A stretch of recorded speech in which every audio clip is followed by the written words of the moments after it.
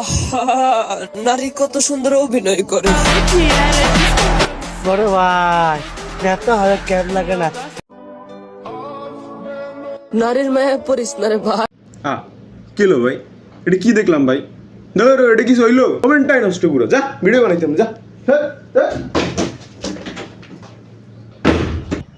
ভাই বোনেরা, আসুন আজ একটা কঠিন বাস্তবতা নিয়ে কথা বলি। আপনার ফেসবুক, ইউটিউব ও টিকটকের টাইমলাইনটা আপনার নিজের হাতে করা। হ্যাঁ, আপনি যা দেখেন, যা ক্লিক করেন, সেটাই আপনার সামনে আসে।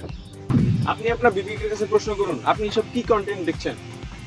বিনোদনের নামে যেসব ভিডিও বানানো হয় তার সবই কি সত্যি বিনোদন, নাকি এগুলো আমাদের সমাজ পরিবেশকে ধ্বংস করে দিচ্ছে? আপনার বাসায় আপনার ভাই বোন, ছোট ছেলে মেয়ে আছে, আপনি যেটা দেখছেন সেটাই ওদের টাইমলাইনে ভাসছে। বাই এনি চান্স ওরা যদি আপনার এই ট্রেন্ডকে ফলো করে বসেন, তাহলে বুঝতে পারেন আমাদের ভবিষ্যৎ প্রজন্মটা কতটা ভয়াবহ হবে। আমাদের সমাজে একটা অসুস্থ প্রজন্ম গড়ে উঠছে, যেখানে ভিউ মানে সফলতা, ট্রেন্ড মানে সত্য, আর লজ্জা, মূল্যবোধ, নৈতিকতা সেটা তো পুরনো বইয়ের ভাষা। আপনি চাইলে এটা বদলাতে পারেন। আজ থেকে সব ভিডিও দেখা বন্ধ করুন। আপনি না দেখলে এদের ভিউ বাড়বে না, আর ভিউ না বাড়লে এরা কি ভিডিও বানাবে না। মনে রাখবেন, আপনার প্রত্যেকটা ক্লিকই আমাদের সমাজের ভবিষ্যৎ নির্ধারক। চলুন আজ থেকে সিদ্ধান্ত নেই, সোশ্যাল মিডিয়াকে আমরা আমাদের মতো করে সুন্দর করে সাজাবো, দায়িত্ব নেব, প্রতিবাদ করব। এইটুকু করলে আমাদের সমাজ, ভবিষ্যৎ বাঁচবে। শুধু নিজের জন্য না, পরবর্তী প্রজন্মের জন্য, সমাজের জন্য, দেশের জন্য। সঠিক কন্টেন্টকে সাপোর্ট করুন, ভুলকে না বলুন।